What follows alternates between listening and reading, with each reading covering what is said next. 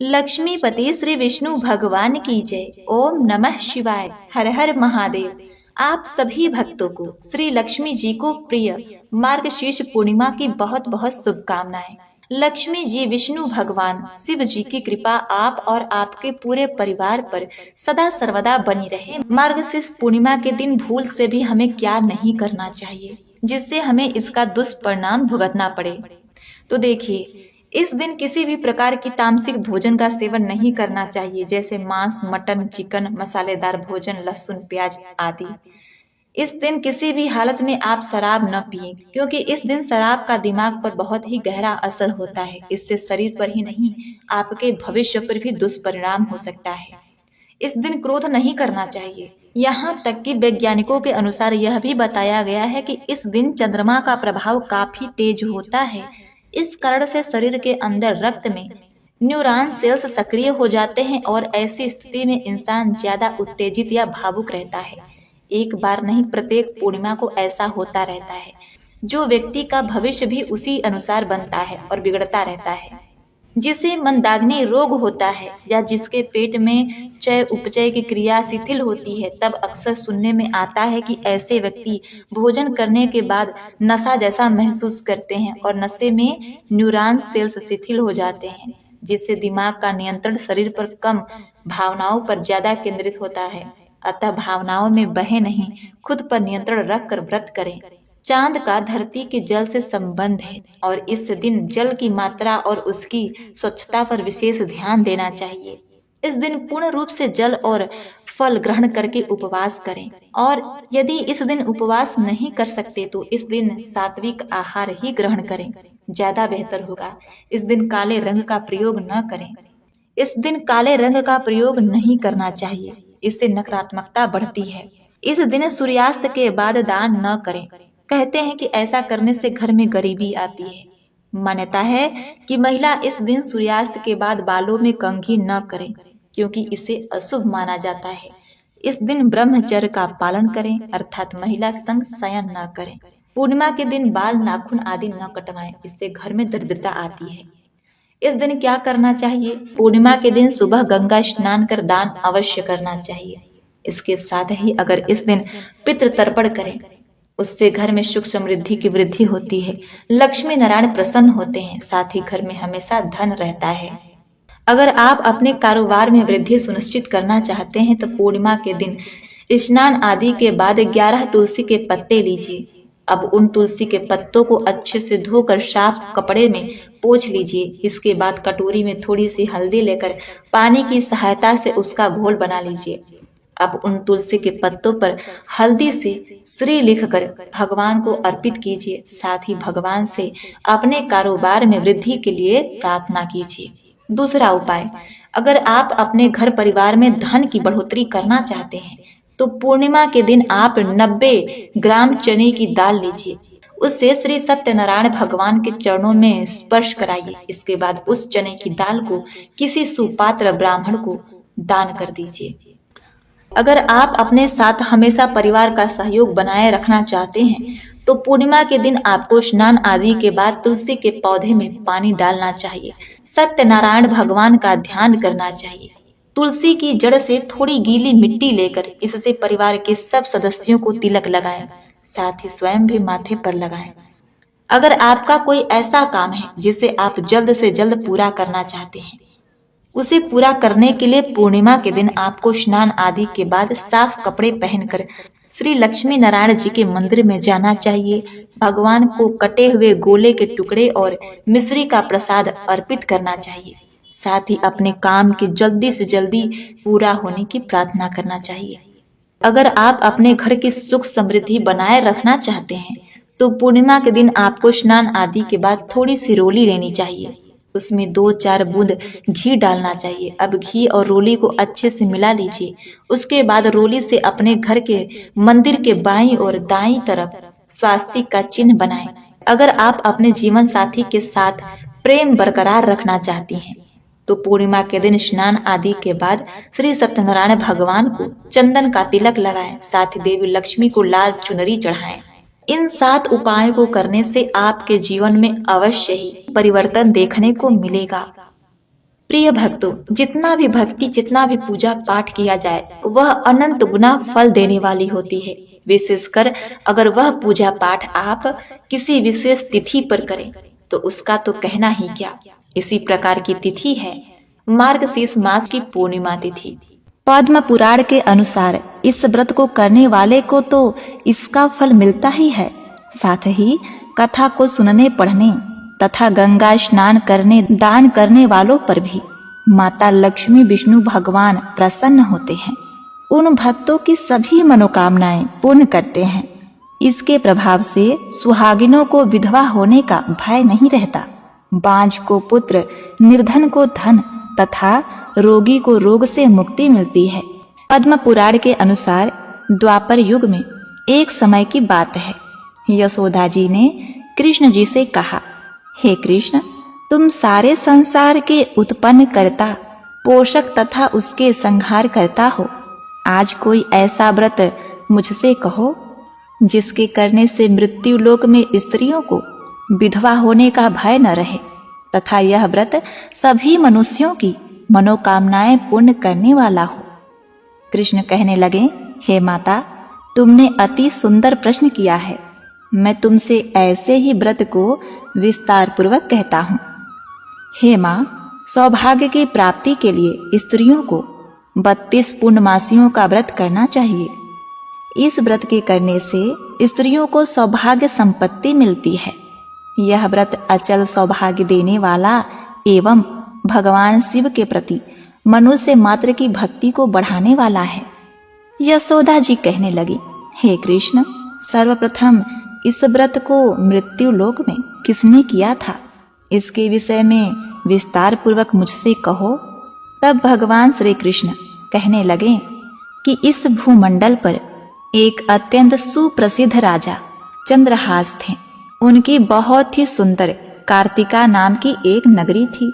वहां पर धनेश्वर नाम का एक ब्राह्मण रहता था और उसकी स्त्री अति सुशीला रूपवती थी। दोनों ही उस नगर में बड़े प्रेम के साथ रहते थे। घर में धन धान आदि की कमी नहीं थी, किंतु उनको एक बहुत बड़ा दुख था कि उनके कोई संतान नहीं थी। इस दुख से वह अत्यंत दुखी रहते थे।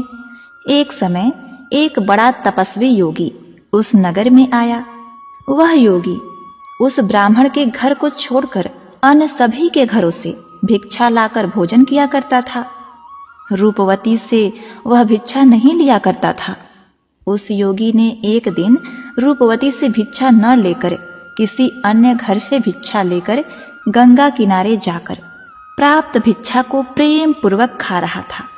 अब क्या था, धनेश्वर ने योगी का यह सब कार्य किसी प्रकार से देख लिया।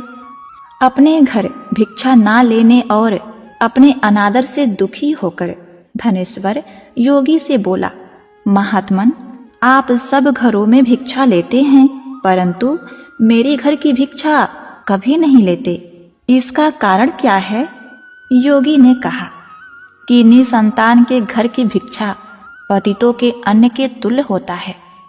ये पाप के समान है और जो पतितों का अन्न खाता है वह भी पतित हो जाता है। चूंकि तुम निसंतान हो, अतः पतित हो जाने के भय से मैं तुम्हारे घर की भिक्षा नहीं लेता हूँ। धनेश्वर यह बात सुनकर अपने मन में बहुत दुखी हुआ और हाथ जोड़कर योगी के पैरों में गिर पड़ा तथा बड़े ही दुखी भाव से विनती करने लगा। उसने कहा, हे महाराज, यदि ऐसा है तो आप मुझको पुत्र प्राप्ति का उपाय बताइए। आप सर्वज्ञ हैं, सब कुछ जानते हैं, मुझ पर अवश्य ही यह कृपा कीजिए। धन की मेरे घर में कोई कमी नहीं है, परंतु मैं पुत्र न होने के कारण अत्यंत दुखी हूँ और मेरी पत्नी भी अत्यंत दुखी रहती है। आप मेरे इस दुख का हरण करें, आप सामर्थ्यवान हैं। यह सुनकर योगी कहने लगे, हे ब्राह्मण, तुम चंडी की आराधना करो। अब क्या था, उस ब्राह्मण ने उस महात्मा को प्रणाम किया और घर आकर उसने अपनी स्त्री से सब वृत्तांत कहा और स्वयं तप के निमित्त वन में चला गया। प्रिय भक्तगणों, अब आगे सुनिएगा। वन में जाकर उसने चंडी की आराधना की और उपासना किया। चंडी ने 16वें दिन उनको स्वप्न में दर्शन दिया और कहा, हे धनेश्वर, जा, तेरे पुत्र होगा, परंतु वह 16 वर्ष की आयु में ही मृत्यु को प्राप्त हो जाएगा। यदि तुम दोनों स्त्री पुरुष 32 पूर्णमासियों का व्रत विधि पूर्वक करोगे तो वह दीर्घ आयु होगा। जितनी तुम्हारी सामर्थ्य हो आटे के दिए बनाकर शिव जी का भजन करना। 32 पूर्णमासियों के दिन विधि पूर्वक पूजा करना। प्रातः काल होने पर इसी स्थान के समीप ही तुम्हें एक आम का वृक्ष दिखाई देगा। उस पर तुम चढ़कर एक फल तोड़कर शीघ्र अपने घर ले जाना। अपनी स्त्री से सब वृत्तांत कहना। ऋतु स्नान के पश्चात वह स्वच्छ होकर श्री शंकर जी का ध्यान करके इस फल को खा लेगी। तब शंकर भगवान की कृपा से उसको गर्भ हो जाएगा। जब वह ब्राह्मण प्रातः काल उठा तो उसने उस स्थान के पास ही एक आम का वृक्ष देखा, जिस पर एक अत्यंत सुंदर आम का फल लगा हुआ था। उस ब्राह्मण ने उस आम के वृक्ष पर चढ़कर उस फल को तोड़ने का प्रयास किया, परंतु वृक्ष पर कई बार प्रयत्न करने पर भी वह चढ़ नहीं पाया।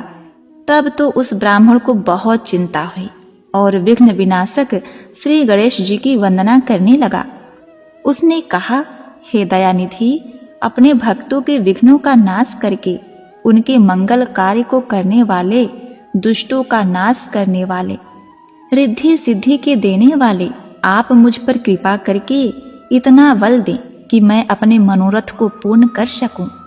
इस प्रकार गणेश जी की प्रार्थना करने पर उनकी कृपा से धनेश्वर वृक्ष पर चढ़ गया और उसने एक अति सुंदर आम का फल देखा। उसने विचार किया कि जो वरदान से फल मिला था वह यह है और कोई फल दिखाई नहीं देता।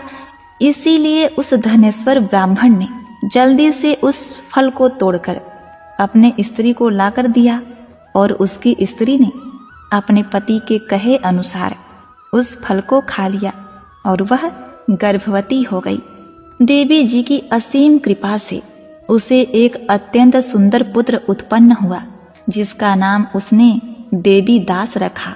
माता पिता के हर्ष और शोक के साथ वह बालक शुक्ल पक्ष की चंद्रमा की भांति अपने पिता के घर में बढ़ने लगा। भवानी की कृपा से वह बालक बहुत ही सुंदर, सुशील और विद्या पढ़ने में बहुत ही निपुण हो गया। दुर्गा जी की आज्ञा अनुसार उसकी माता ने 32 पूर्णमासी का व्रत रखना आरंभ कर दिया था, जिससे उसका पुत्र बड़ी आयु वाला हो जाए। 16वां वर्ष लगते ही देवीदास के माता पिता को बड़ी चिंता हो गई कि कहीं उसके पुत्र की इस वर्ष मृत्यु न हो जाए। इसीलिए उन्होंने अपने मन में विचार किया कि यदि यह दुर्घटना उनके सामने हो गई तो वे कैसे सहन कर सकेंगे। अतः उन्होंने देवीदास के मामा को बुलवाया और कहा, हमारी इच्छा है कि देवीदास 1 वर्ष तक काशी में जाकर विद्या का अध्ययन करें और उसको अकेला भी नहीं छोड़ना चाहिए।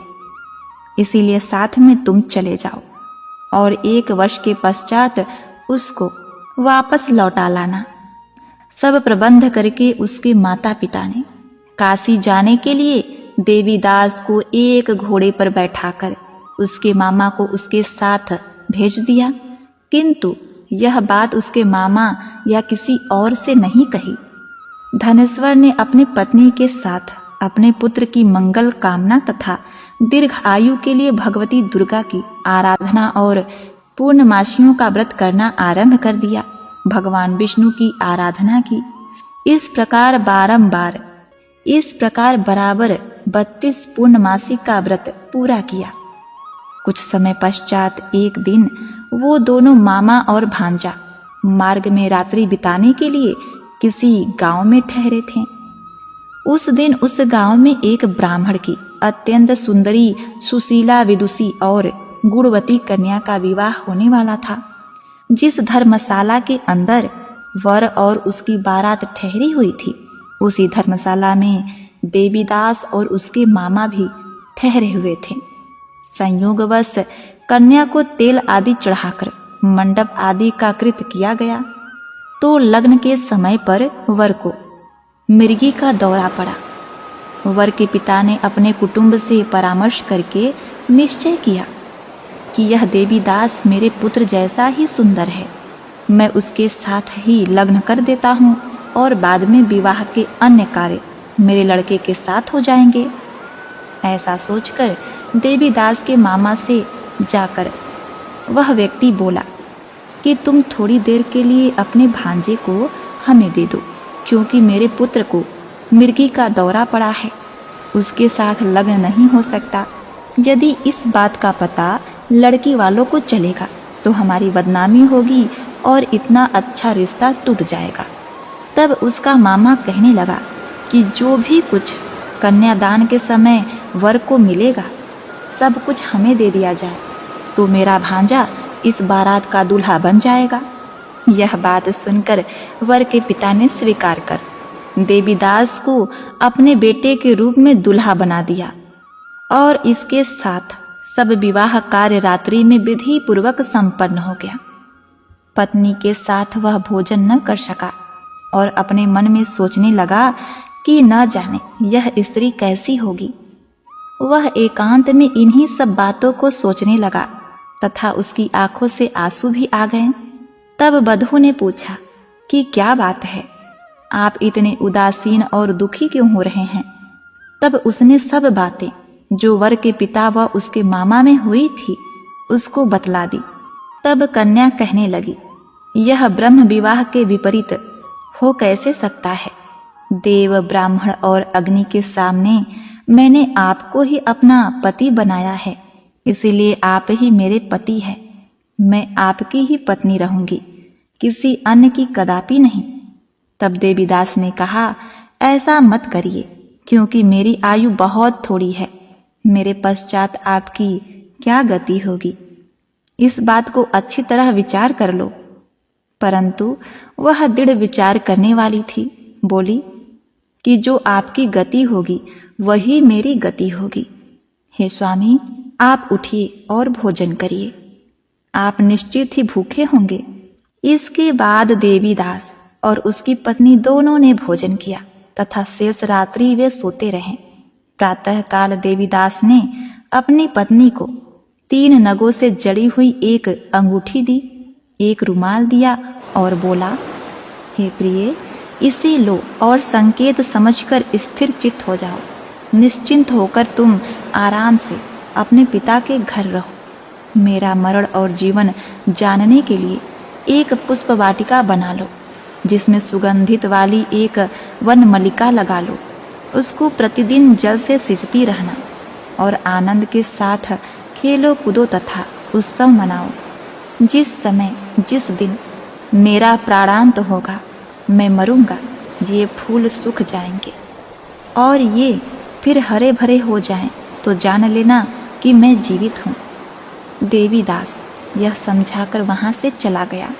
प्रातः काल होते ही वहाँ पर गाजे बाजे बजने लगे और जिस समय विवाह के कार्य समाप्त करने के लिए वर तथा सब बाराती मंडप में आए, तो कन्या ने वर को भली प्रकार से देखकर अपने पिता से कहा, यह मेरा पति नहीं है, मेरा पति वही है जिसके साथ रात्रि में मेरा विवाह हुआ था। इसके साथ मेरा विवाह नहीं हुआ है। यदि यह वही है तो बताए, मैंने इसको क्या दिया। कन्यादान के समय जो मैंने आभूषण आदि दिए थे उन्हें दिखाए तथा रात में मैंने कौन सी गुप्त बातें इससे कही है वो बताए। ये सब सुनकर पिता ने उसके कथन अनुसार वर को बुलाया। कन्या की यह सारी बातें सुनकर वह कहने लगा कि मैं कुछ नहीं जानता। इसके पश्चात लज्जित होकर वह अपना सा मुंह लेकर चला गया और सारी बारात भी अपमानित होकर वहां से लौट गई। प्रिय भक्तगणों, भगवान श्री कृष्ण आगे कहते हैं, हे माता, इस प्रकार देवीदास काशी विद्या अध्ययन के लिए चला गया। जब कुछ समय बीत गया तो काल से प्रेरित होकर एक सर्प रात के समय उसको डसने के लिए वहां आया। उस विषधर के प्रभाव से उसके शयन का स्थान चारों ओर से विष की ज्वाला से विषैला हो गया। माता पिता के पूर्णमासी व्रत करने के प्रभाव से वह सर्प उसको काट नहीं पाया, क्योंकि पहले ही उसके माता ने 32 पूर्णमासी का व्रत कर रखा था। इसके बाद दोपहर के समय स्वयं काल वहां आया और उसके शरीर से उसके प्राणों को निकालने का प्रयास करने लगा, जिससे वह मूर्छित होकर पृथ्वी पर गिर पड़ा। भगवान की कृपा से उसी समय पार्वती जी के साथ श्री शंकर भगवान वहां आ गए। उनको मूर्छित दशा में देखकर पार्वती जी ने भगवान शंकर से प्रार्थना की और कहा, हे स्वामी, इस बालक की माता ने पहले 32 पूर्णमासी का व्रत किया था, जिसके प्रभाव से हे भगवान आप इसको प्राणदान दें। भवानी के कहने पर भक्त वत्सल भगवान शिव शंकर जी उसको प्राणदान दे दिए। इस व्रत के प्रभाव से काल को भी पीछे हटना पड़ा और देवीदास स्वस्थ होकर बैठ गया। उधर उसकी स्त्री उसके काल की प्रतीक्षा किया करती थी। जब उसने देखा कि उस पुष्प वाटिका में पुष्प, पत्ते और फूल कुछ भी नहीं रहे, तो उसको अत्यंत ही आश्चर्य हुआ। और जब कुछ ही देर बाद वह हरा भरा हो गया, तब वह जान गई कि उसके पति के ऊपर मृत्यु के जो बादल मंडरा रहे थे वो छट गए हैं। उसका पति अब जीवित है। यह देखकर वह बहुत ही प्रसन्न मन से अपने पिता से कहने लगी, पिताजी, मेरे पति जीवित हैं, आप उनको ढूंढिए।